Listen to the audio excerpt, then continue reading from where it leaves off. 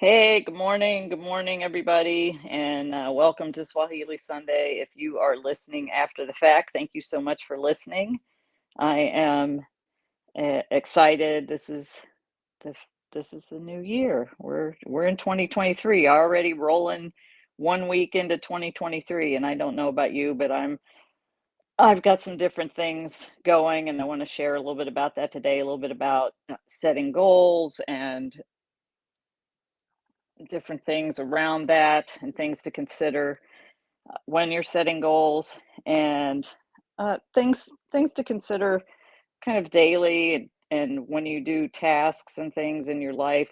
You've probably heard me talk about this before, the after action review, and I'll talk a little bit about that. But first, I want to mention a couple of things to remind you. Every Thursday, we are now doing in our temporary studio live shopping and interview series.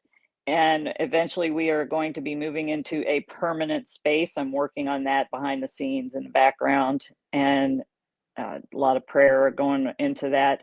I choose a word every year to kind of shape the things that I'm doing for the year. In the past, has been excellence, service, words like that. This year, acceleration was a word one year. This year, the word I'm choosing is risk because I am in my own, I guess, space. I get afraid, and I know fear is not something that is the fear is not of God. So I'm a believer in God, and I'm a follower of Jesus, and I believe that fear does not come from him. And fear is the thing that attempts to stifle you, attempts to stop you, attempts to keep you from going. And the word risk to me means that I step out of that fear and I do it anyway by faith. And oh, I think I locked Indigo in the back room. I was trying to keep her away from the cats because she plays a little bit too rough. And I hear her back there yelping. So you're going to have to walk with me down the hall because I thought it was too quiet. I thought she'd gone behind the couch. I took her to the dog park this morning. Let me tell you, it was cold. And let me get her out. Indigo, I didn't realize she was in there. So go ahead, go lay down somewhere. Have to fix that issue because I have to be there to break up the Meow Mix Indigo fiasco, which does turn into a fiasco. Anyway, as I was saying, for me, making the word risk means I have to remember where my faith is and where I need to go. I need to take risks, and it is a risk to go into a space. We're looking at a space in Santa Ana. I'm in negotiations with them now. I say Santa Ana, it's on the border of Tustin, so it's very close. It's about 15 minutes from my house. It's where we'll set up our permanent studio. We'll set up a showroom. We'll have events there. We'll have shopping. We'll have actually one of the classes I'm going to teach for anybody who is interested in learning how to crochet. I have talked about this right here. It's a little washcloth. And I started doing this after all the pop-ups stopped. I was doing so many pop-ups, and I said, oh, let me just find a simple washcloth pattern to make, and I'll make a couple. Well, I found a special for um, a big thing of yarn, and so a couple is turned into and I already took some to Fairtrade Long Beach to sell. So a couple has turned into many. And I'm going to hold a class at our space on how to make these. If you don't know how to crochet and you're interested in learning, I picked a simple pattern because I don't have time to think about doing um, something complicated. So this is 2 stitches, and I'll do a couple right here.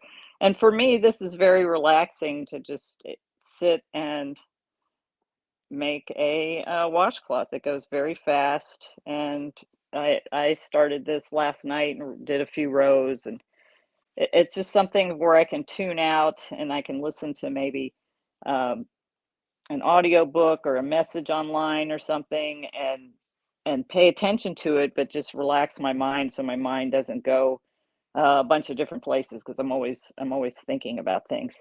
Anyways, that's coming, so you'll see posts about the event. It's every Thursday at 5 Pacific, and we did our first one this past Thursday, and we'll be doing more coming up. So that's exciting. All right, let's talk about goals. Indigo, do you have a goal? I have a goal for you. You need to chill out. You just went to the dog park, ran and scrapped and played, and now you need to chill out. She's not really that interested in listening. Oh, good. Yay. She's in the she's in the studio lying down. That's good. Yay. I'm excited. I didn't get to take her. We went on a lot of walks yesterday, but I didn't get to take her to the dog park or anywhere to run yesterday. And it's been raining here. It didn't rain, and the dog park is still muddy. I took her this morning. It was still muddy. Ooh, it was cold out there. My feet were frozen when I came home. It's in the 40s. Now, some of you who are listening that are in places where 40 is like a heat wave, I've become Californiaized. I've been here since 2003, and we start pulling parkas out when it gets in the 50s. So uh, that's unfortunately the situation that's happened. And yeah. Anyway, all right, goals. Let's talk about goals. First of all, I talked about previously when you think about setting goals, what you should do is an after action review about last year. What worked, what didn't work, what could be improved for next time. You need to know what things worked, what things didn't work, so you can fix what worked or what didn't work, either fix it or do a course correction and do something different. Because if you keep doing the same thing, you're going to keep getting the same results. I think there's several motivational speakers who've said that. I'm not sure who the first person was that said that. I heard it way back in the 80s in Mary Kay. If you keep doing the same thing you're doing, you're going to get the same results that you've always gotten. So that's where an after action review comes in, doing that review, what worked, what didn't work, what could be improved for next time, thinking about going forward in those situations. Did I put this in the banner? I might have left it in the banner. Yes, I have it in the banner. So a goal setting statement that I learned, and I'm going to tell you a twist that I've done to it this year, but a goal setting statement that I learned many, many, many years ago is a lot of people set goals and they make goals about things that they want to do. And and it's a list, just like New Year's resolutions. It's a list. When you make a list of things and you don't have any kind of specifics like timeline, and you have probably heard of SMART goals where you have to make it specific, measurable, actionable slash attainable, realistic and timed. You have to have some kind of time frame on your goal, and I like to set goals for the year. So this statement I learned, I took a neurolinguistic programming class, NLP, mainly for my own healing, because many of you know I've shared before that, and I'm going to share next week about an epiphany I had about relationships, kind of why my relationships didn't work. So, hey, good morning, thanks for joining.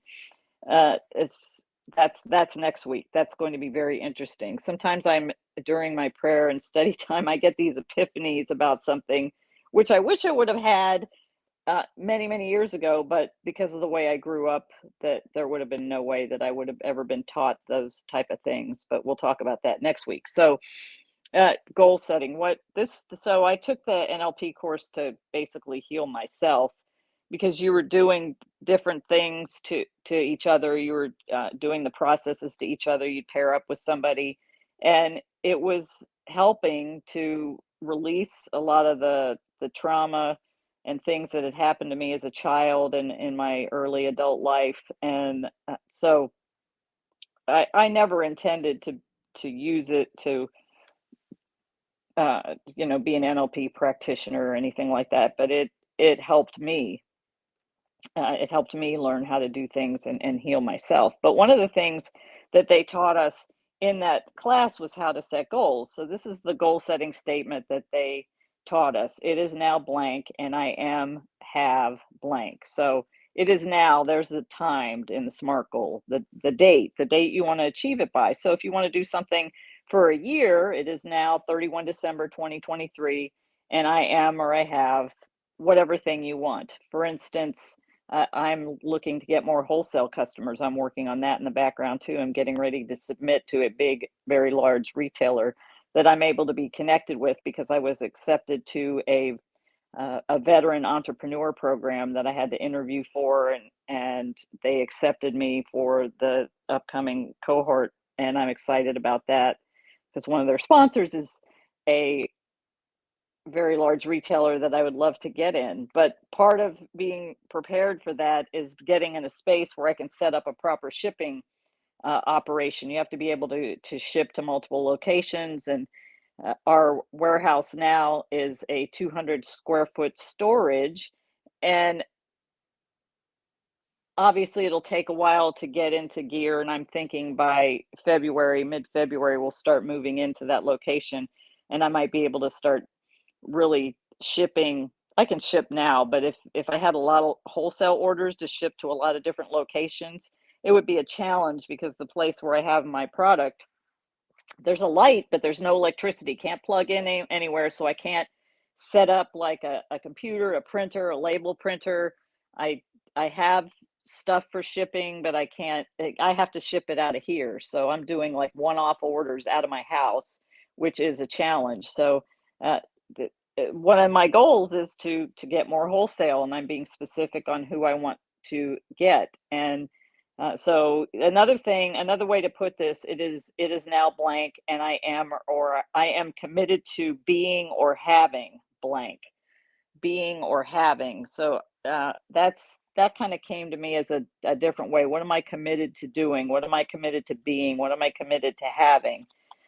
So this is a great way to do your goal setting statement. I like to share this every year because it's been something that was helpful for me.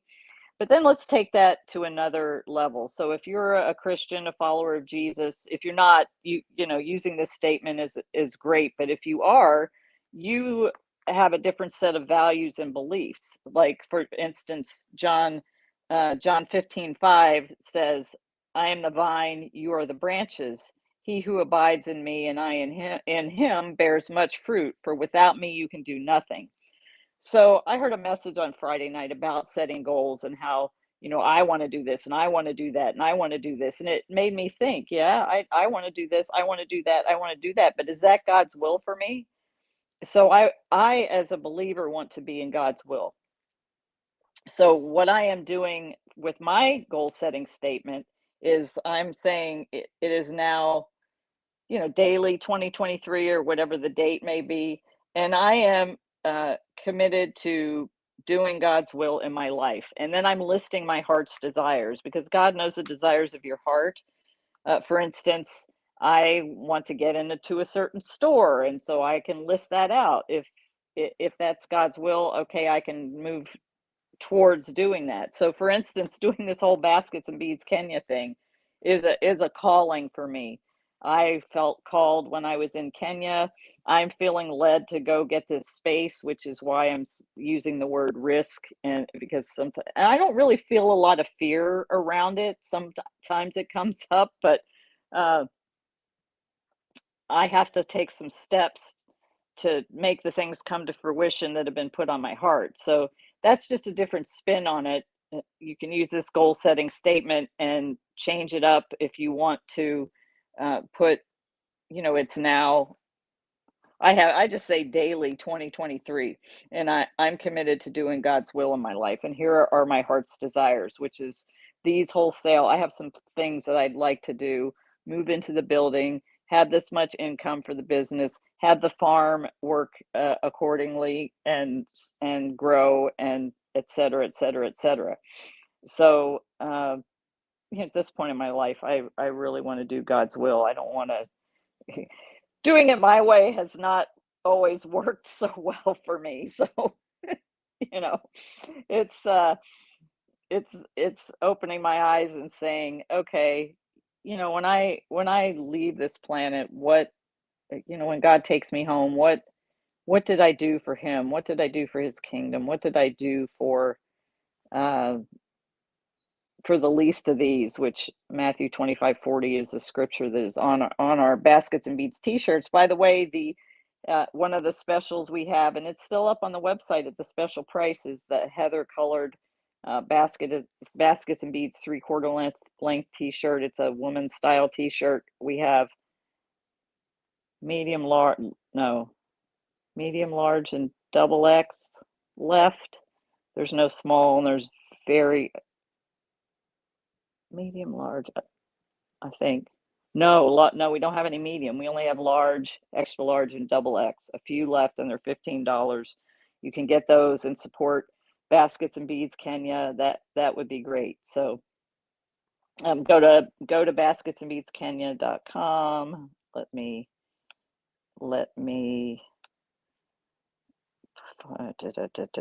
put that up here.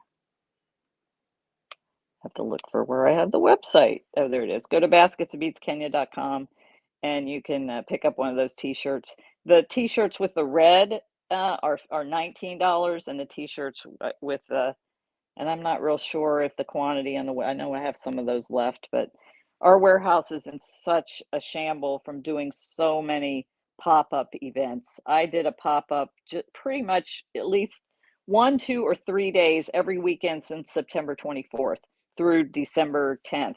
December 10th, I didn't really do a pop-up. I went to the second Saturday at Fair Trade Long Beach, but I was doing some events. Some days it was 3 day. I did a 3-day one weekend. Actually, I had an event where one person, Vanessa, the creative director, was setting up for at an event while I was setting up for another event that was a 3-day event, and I did a 2-day event one weekend. If I had a 1-day event and there was another one at another place on a weekend, I pretty much usually didn't do those. It was really exhausting. I was really tired, which is why I started to do this crochet around December 10th. And I found out that I'm making these pretty fast, and they're actually selling in Long Beach. I think I took 3 in there and there's 1 left. So I'm going to be selling some of these in Long Beach. I may offer them during our shopping because they're quick to do. And like I said, we will be having, once we move in the space, we're going to have a class on how to do these. And it's really simple. That I'll just share the whole thing with crochet. I learned how to crochet when I was a kid. The whole thing with crochet is learning the tension on the thread.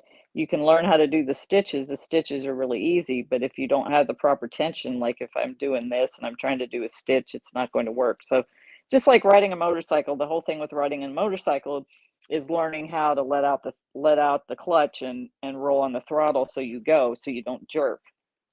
So once you learn that, you yourself can knock in. This is cotton, so these are great for dishcloths, for washcloths, and they're nice and colorful. So it's relaxing for me. I love to create stuff.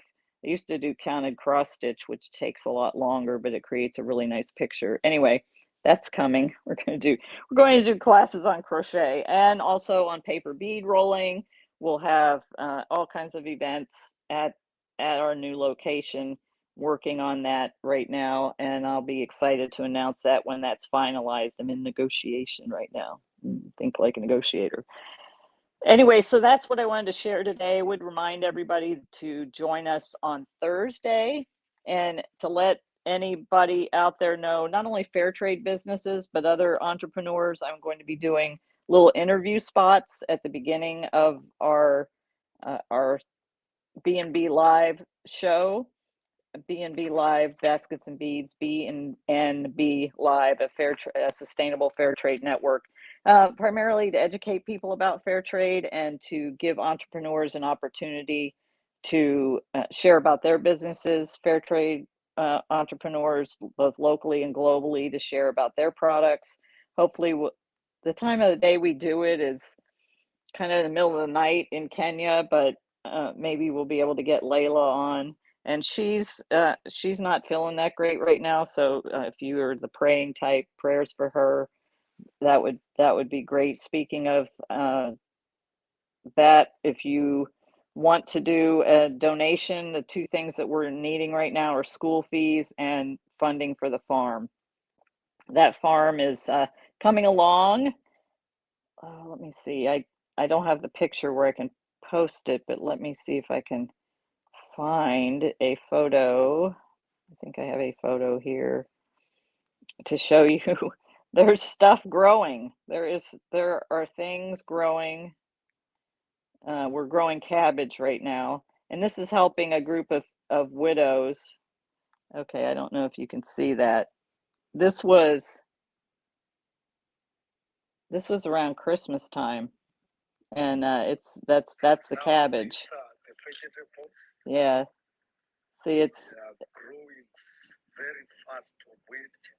so we're excited that this is going to feed a lot of families and help employ a lot of families. So if you're wanting to donate to support getting that going, our goal is once it's going, and then we start to earn income from it, that it'll be fully supporting by its own contributions. But with anything, you need to do something to get it off the ground, and your help would be appreciated. So basketsofbeadskenya.org, it is tax deductible. Would love for you to become a monthly donor. We have people that donate $5, $100, $50, $25, $250. Any amount would help. So if you'd like to become a monthly supporter, that would be great. And on another note, if you want to go to Kenya with me, go to basketsofbeadskenya.com and look on the Mission Kenya tab. That is up and live now. Let me see if I can bring that up. I'm on my iPad, so I can operate on my cell phone here. It's if you go to basketsofbeadskenya.com right here, it says Mission Kenya trip. And you'll go, and this is all the information on the trip. I got some pictures there. Looks like where we're going. The dates. The dates are May 28th to June 8th. There's been a lot of people say that they want to go with me, so you're invited to join us in Kenya. Our trip is planned. Would love to have you come along. We're going to do a medical clinic up in Mount Elgon. You will get to make paper beads. This is Dina. You'll get to make some paper beads and learn how to make those. Meet the ladies of Baskets and Beads, and then we're going to do a women's conference up at Mount Elgon, and hopefully. Then you'll get to shop at the market. This is some of our ladies setting up for the market that we do there. We have a tea party. We're going to do a couple women's conferences. We're going to visit we'll stay at Mount Elgon National Park, and we'll do a medical clinic up there, and we will also do a women's conference up there, and hopefully get to help harvest some potatoes. I think we'll be growing potatoes by then.